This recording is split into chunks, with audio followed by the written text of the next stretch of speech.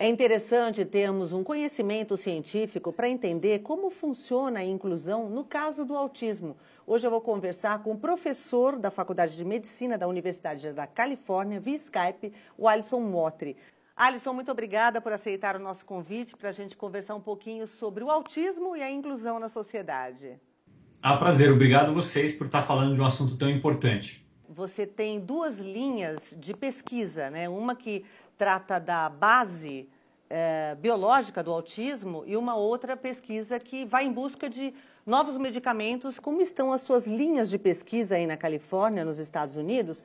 Tá indo tudo muito bem. Você resumiu bem legal a forma como que o laboratório é dividido, né? Então tem uma parte que tenta buscar quais são as causas, né? E a gente sabe que tem muito do fator genético que contribui para o autismo, né? E são diversos genes, por exemplo, que estão alterados no genoma de um autista que acaba levando ao espectro, né? Então a gente tenta entender como que cada uma dessas variantes genéticas afeta o desenvolvimento neural, que afeta as redes neurais, né? O circuito do teu cérebro, que faz com que o seu comportamento seja alterado e que você se enquadre dentro do espectro autista. E a gente faz essa pesquisa utilizando células-tronco, né? E a gente especializa essas células-tronco em estruturas que são chamadas de mini-cérebros, né? Na verdade, são uma miniatura do desenvolvimento neural do cérebro humano que a gente consegue fazer em laboratório, né? Então, a gente consegue recapitular esses estágios do desenvolvimento neural, né? E a gente compara aí um minicérebro de um grupo neurotípico, um grupo controle, com um grupo de minicérebros derivados de pessoas com autismo, e a gente busca, né, então, evidências de alterações. A outra parte do laboratório, né, se utiliza dessas informações causais, né, para buscar, então, ferramentas, principalmente farmacológicas, mas a gente também tem olhado um pouco para a terapia gênica, né, formas de corrigir, né, ou alterar, ou reverter, né, algumas dessas alterações que levam ao espectro do autismo. E nosso objetivo né, a gente mira, né, por uma cura, para conseguir uma reversão completa, né, mas nesse meio do caminho também é capaz de a gente encontrar ferramentas que atuem em uma série de comorbidades, né, que venham juntos com o autismo, né, e buscar melhores tratamentos que sejam mais eficazes e mais personalizados para cada tipo de autismo, né? Porque a gente sabe que, como o próprio nome diz, é um espectro. Então, não existe um tipo de autismo, mas são os autismos, né? É sempre complicado nós podermos fazer uma previsão de tempo quando o assunto é a ciência, porque isso pode demorar décadas, anos, enfim. Mas, dentro das suas pesquisas, os resultados podem vir a partir de quando? A maior parte dos cientistas foge de tentar responder essa pergunta, né? E eu vou ser bem sincero com você, é difícil de responder isso, porque são diversas variáveis, né, que a gente não controla. Então, essas pesquisas têm um custo. Então, se eu consigo um grant ou se eu consigo uma doação filantrópica, a pesquisa anda mais rápido, né? Se eu não consigo nada disso, eu tenho que correr atrás, enquanto isso a pesquisa fica esperando. Então, essas são variáveis que eu não controlo. Eu preciso de pessoas especializadas, né? O que a gente faz aqui requer anos de treinamento. E muitas vezes, né, como eu não tenho condições de manter uma pessoa ultra especializada dessa, ela acaba indo para trabalhar numa indústria farmacêutica, né? Então, eu perco nessa mão de obra especializada por uma falta de continuidade aí de financiamento. Então, por essas razões, é difícil responder essa pergunta. Mas eu gosto de fazer o seguinte jogo mental. Que imagina que você tem as condições ideais, né? Imagina que nós temos financiamento à vontade, imagina que eu tenho todas as pessoas, todas as condições no meu laboratório, que não tem nenhum problema, né? O que vai acontecer? E eu vou te dizer que a gente está muito próximo, né, de conseguir um tratamento que seja revolucionário, né?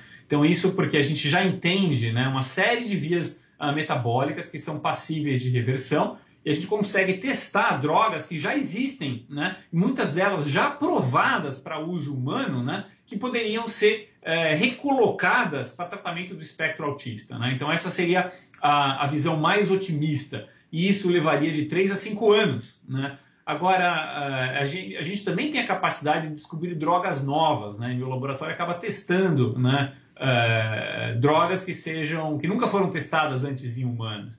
Quando você encontra uma droga que é nova, você tem que fazer uma série de testes de toxicidade, né? Ver se ela é aceitável para o corpo humano, né? Aí entram os ensaios clínicos, né? Ensaio clínico 1, 2, 3, né? E conforme vai aumentando a complexidade do sistema, e o autismo é complexo, né? Esses ensaios clínicos podem demorar mais ou menos, né? E tudo isso leva tempo, né? Então, em geral, quando você descobre uma droga original, uma droga nova, para ela entrar no mercado, dando tudo certo, né? São 10 a 15 anos, né? Isso é, como eu falei, a visão mais otimista, né?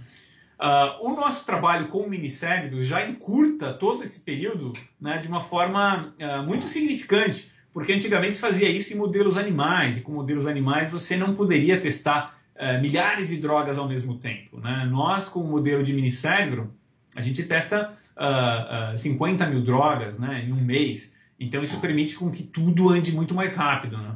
Os medicamentos, de uma forma geral, eles são fundamentais para que o autista tenha uma facilidade maior na questão da inclusão? Sim, o objetivo todo, né, é fazer com que, descobrir que essas drogas, né, atuem, né, em vias neurais, com que façam com que ele seja mais sociável, com que facilite a comunicação. Tudo isso, né, são entraves que o autista tem, né, para participar de uma forma mais inclusiva, né? Então, por exemplo, muitos têm um déficit de atenção, então é difícil deles focarem ou de ficarem sentados ali para aprender numa classe de aula normal, né? Aprender uma lição, porque a atenção deles acaba, né, se desfocando, eles se distraem e tal. Ou a parte de comunicação, muitos são não verbais, então eles dependem de alguma ferramenta, né, para se comunicar. Se a gente consegue ir corrigindo, né, esses problemas, facilita, né, essa inclusão, né? Então eu acredito que tudo que seja benéfico para o autista, né, vai resultar numa melhor inclusão. Você é também pai de um menino que tem autismo. Hoje ele está com quantos anos? O Ivan está com 12 anos, e o Ivan é um autista que a gente usar aquela graduação severo, médio ou tênue, né? Ele está mais para o lado severo, né? Ele não é um autista leve. Então ele tem uma série de problemas de comportamento, a inclusão com ele não é fácil, né? E então ele é um tipo de autismo, né, que se beneficiaria, por exemplo, por uma reversão total, né? Com certeza a vida dele seria muito mais fácil se ele falasse, se ele pudesse se comunicar melhor. Muito da frustração, dos tantros, né, vem dessa falta de comunicação, de entendimento, né? Então, se a gente conseguisse melhorar um pouquinho isso daí, né, facilitaria todo um trabalho de inclusão que vem, né, junto com as terapias. Quando a gente fala em inclusão, é importante a gente diferenciar os vários tipos de autistas, a questão do espectro? Existem momentos para a inclusão, né? Então, seria muito ruim para o Ivan e para os neurotípicos que ele participasse de uma sala de aula normal, né? Porque, primeiro, que ele não está pronto para isso, né? O cérebro dele não está pronto para assimilar aquela informação da geografia, quais são as capitais dos países. Ele não está nem aí para isso, né? E então ele não vai se comportar numa sala de aula como um neurotípico, né? Não é justo para os colegas que estão tentando ali aprender, né? E você tem uma pessoa que está, né, disrupcionando ali todo o aprendizado. Não é justo com os professores, não é justo com o colégio, né? Porque eles não estão preparados. Não foi assim que a coisa aconteceu, né? Então, no caso do Ivan, ele vai num colégio especial, né? Então, não é inclusivo 100%, né? Mas é inclusive com outros autistas que têm mais ou menos o mesmo nível que ele, né? Pois bem, tem uma série de discussões, né, de que, mas isso não é bom, porque daí ele tem o exemplo errado do outro menino que é mais grave que ele, e ele vai acabar, né, imitando aquele outro menino e nunca vai melhorar. Eu acho isso um erro conceitual grave, né? O cérebro humano ele precisa estar pronto para aprender, né? O que a gente chama de plasticidade prime. Ele tem que estar num estágio onde ele esteja pronto para receber a informação nova, né? E o Ivan vai chegar lá, mas ele ainda não está nesse estágio. Então, forçar uma inclusão, né, numa sala de aula normal não vai ser bom para o cérebro dele, não vai ser bom para ele, não vai ser bom para ninguém. Então a inclusão tem que ser feita olhando cada caso, né? Tem autistas, né, que se tiver uma ajuda, né, um acompanhante que toda vez que ele se distrai, coloca ele de novo, né, que ele vai muito bem, né? E esses realmente tem que estar dentro de uma sala com outros neurotípicos e estar tentando aprender o máximo possível, né? Mas cada caso é um caso, né? É por isso que uma coisa que existe nos Estados Unidos, né, que é o plano de desenvolvimento individual, né, onde um grupo multidisciplinar, incluindo os pais, os médicos, os professores, se reúnem e discutem, né, qual que é a melhor estratégia para aquele indivíduo, né? E essa estratégia, todo ano, você pode mudar. Você muda como que, o que ele já alcançou, para onde que ele vai, né? E isso tem que ser feito de novo, né? Um time multidisciplinar, senta-se numa mesa. Eu acho que esse é uma coisa que falta no Brasil. Até onde eu sei, isso não existe, né? E isso é obrigatório por lei aqui nos Estados Unidos de ter, né? Toda criança especial tem que ter esse programa de educação individualizado, né? Eu gostaria que você contasse um pouquinho da sua experiência como pai com o autismo nessa questão da inclusão aí nos Estados Unidos. Mas aqui, né, procura-se dar a inclusão ao máximo, né? Ou seja, a gente, quando o Ivan chegou aqui, ninguém conhecia ele, ele foi para uma sala de aula de neurotípico, porque é isso que eles querem, inclusão 100%. E depois vai voltando, né, até descobrir aonde exatamente ele deveria estar, né?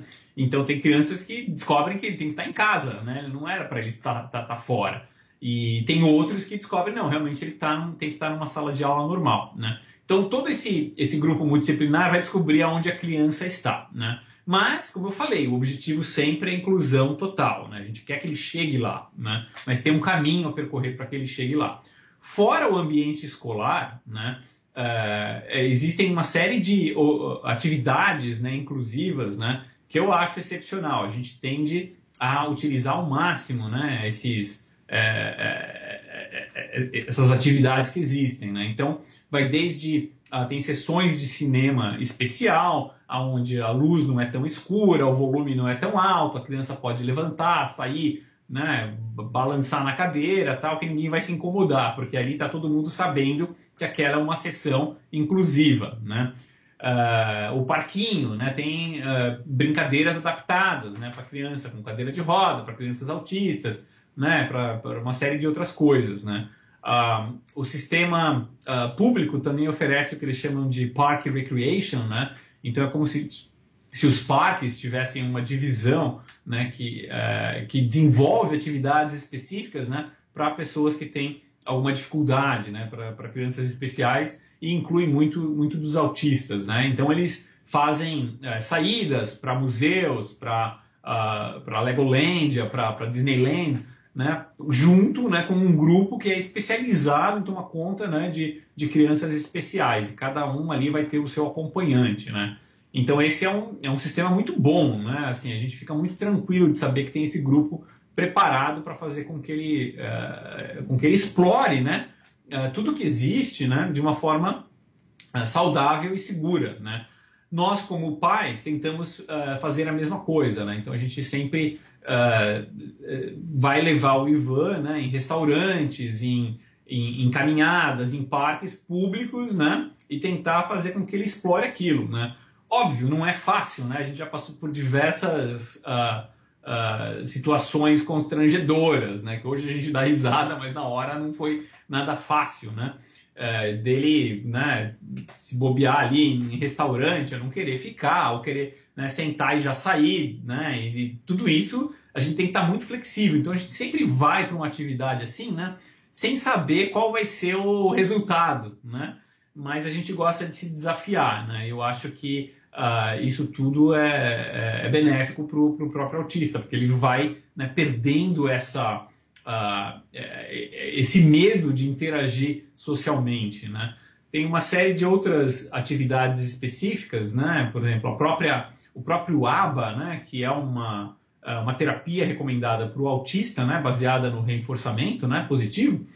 E existe o que a gente chama de ABA on the go, né, que é o ABA conforme você vai andando pelo bairro, entra numa loja. E para o Ivan é muito difícil, por exemplo, entrar numa loja que vende uma série de chiclete, de drop, de salgadinha, porque ele quer pegar tudo ao mesmo tempo. Então ele tem uma dificuldade de controlar os impulsos, né?